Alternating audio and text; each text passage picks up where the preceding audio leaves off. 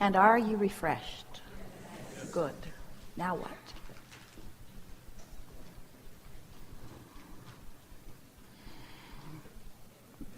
Almost all the way to the back. Stand if you think it's you, not further back. Yes.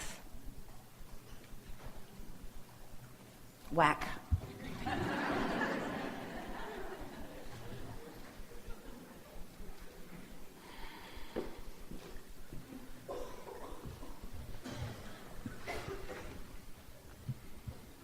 Thank you. I so adore you and appreciate you. And I came to see you in Los Angeles in January, and at that seminar you suggested if we meditated 30 days in a row, you'd really see an amazing difference. And so I went home to Houston and I committed to doing that. And I did it, and it was an amazing experience, just like you said. Very calming. And actually, after 20 days of doing it, I'm in the client business and the investment business. And after 20 days of doing it, a client found me that was a perfect client. And I thought, God, it's really true. I can just sit in my office and wait for somebody to cold call me. It is called law of attraction, not law of cold calling. Thank you. So what I want to talk about is meditation. And I'm still doing it, and I read recently there's a part of your brain that lights up actually when you meditate. And so I would like to know if there's a part of our brain that's connected to source, the importance of breath, because you talk about breath, about releasing resistance. And I'd just like to know a little bit more about how it works so incredibly well. The importance of breath is that it gives you something to think about that is, for the most part, wobble-free, because most of you believe that you can breathe.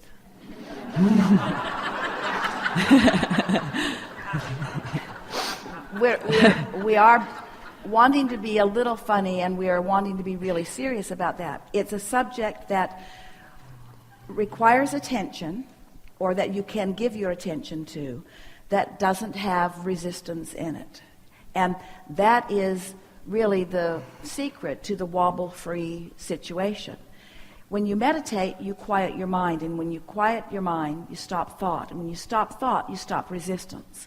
That's the whole point of meditation. It slows you down to a place of no resistance. And then you can reintroduce into your conscious awareness things that are resistance-free. That's the best combination, or that's the best use of meditation. So the breathing is just for focus. When you focus in that way, all kinds of things happen in your physical body that you really don't want us or anyone to try to teach you the physiology of your physical body. You are a veritable chemical factory. It's sort of like you don't really want to understand electricity, and it's a good thing because no one does. But you have figured out how to harness it, and you do know where the switches on the walls are. And so that's the approach that we're taking with this meditation, or with this wobble-free experience. When you focus in a way that you are gauging your emotions, because you see, well, we'll just tell you. You might as well know, because you're asking specifically about this. The reason that you feel emotions are because of the chemicals that are released in your body. But the reason that the chemicals that are released in your body is because of the vibration that's going on within you. And so, in the same way that no one, no matter how physically engaged they are with your physical apparatus, understands it. For heaven's sakes, they're still trying to learn about you after you're dead through your autopsy. That should tell you something about barking up the wrong tree.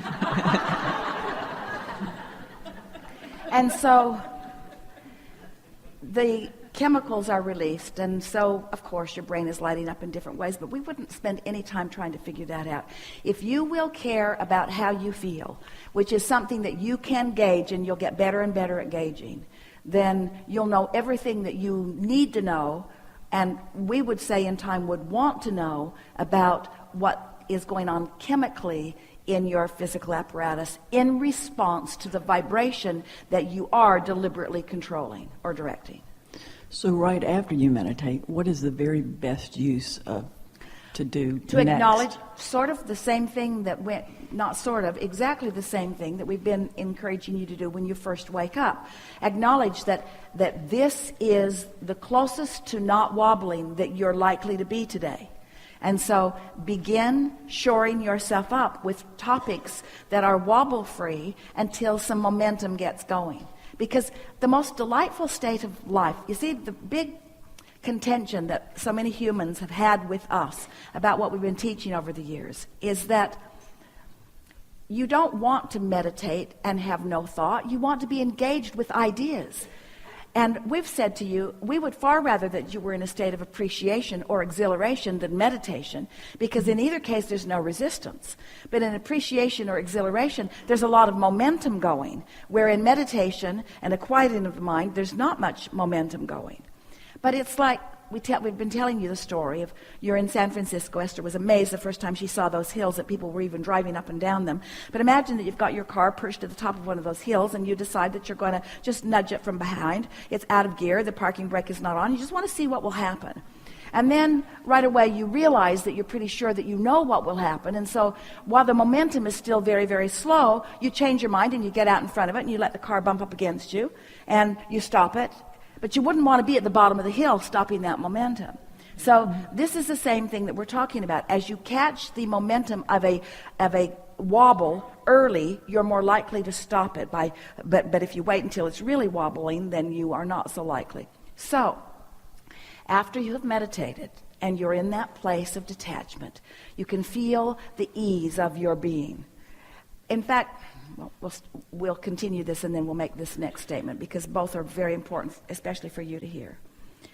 So the next thing to do after meditation is to acknowledge that you're in a place of pure positive energy, that you have, through meditation, you've done a good job of creating a vibrational atmosphere that is resistance-free, which makes it likely, in fact, certain, that things from your vortex are now easily flowing into your resistance-free state of being, which means ideas are going to start coming, impulses are going to start coming, and of course the feelings of stronger and stronger good feeling emotion is going to start coming. So what we're really saying is meditate and then follow the lead of the inspiration that then flows to you. Some of you are experiencing, happens to Esther now every time she meditates, because she gets into that resistance-free place very easily, and we write a book through her as soon as she quiets her mind, because she's open, she's practiced, she's ready, and so the ideas start flowing. It's happening to a lot of you, isn't it? That you get into that place of meditation where quieting your mind is what you're trying to do, and your mind won't stay quiet. But it doesn't matter if your mind becomes active, if it's active upon things that feel good. In other words, a wonderful meditation is one where you reach that place and then you acknowledge that you're in a place of receiving. It's sort of like step 4 meditation. And now just let the ideas begin flowing. Happened to Esther. She was meditating, she and Jerry, back in 1985 for about 9 months, because that's all they knew to do. Someone had told them, sit in a quiet room, wear comfortable clothing, focus on your breathing. When your mind wanders in, it will. Focus back on your breathing. That's all Esther had. So she was focusing on her breathing, and every time her mind wandered, she'd breathe more. Till we realized she wasn't going to let us occur to her, because her only instructions were when your mind wanders, and she couldn't tell whose mind was wandering in her mind. But it was us. And so that's happening to some of you. You begin to receive these impulses of thought. Just go ahead and let the thought flow. And this is the piece that makes this all work so well for you. You know how you like to eat for the pleasure of eating?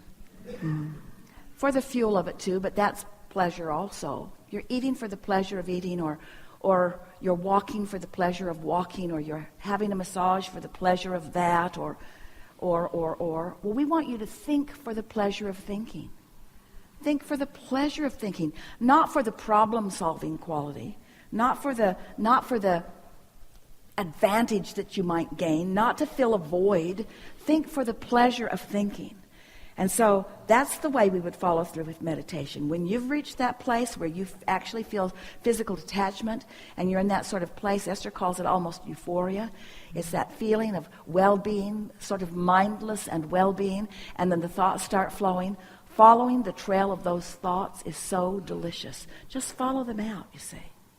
And then don't meditate for more than 20 minutes. That's plenty of time. You've trained yourself to be responsive to what's going on, and asking your mind to not be responsive is really asking your mind to do something that it is not meant to do.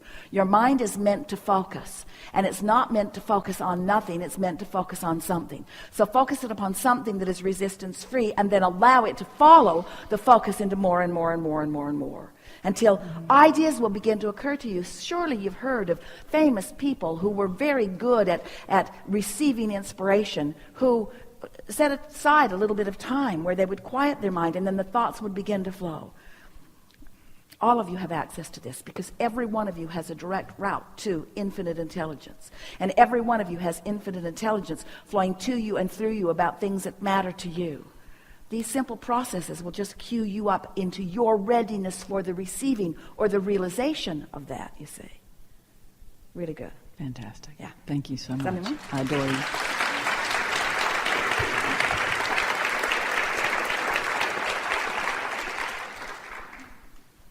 Do you meditate? Esther would say to Jerry, I don't have time. And he would think, never said it, you don't have time not to. I don't have time to get in the wobble-free zone. I've got too much wobble to tend to.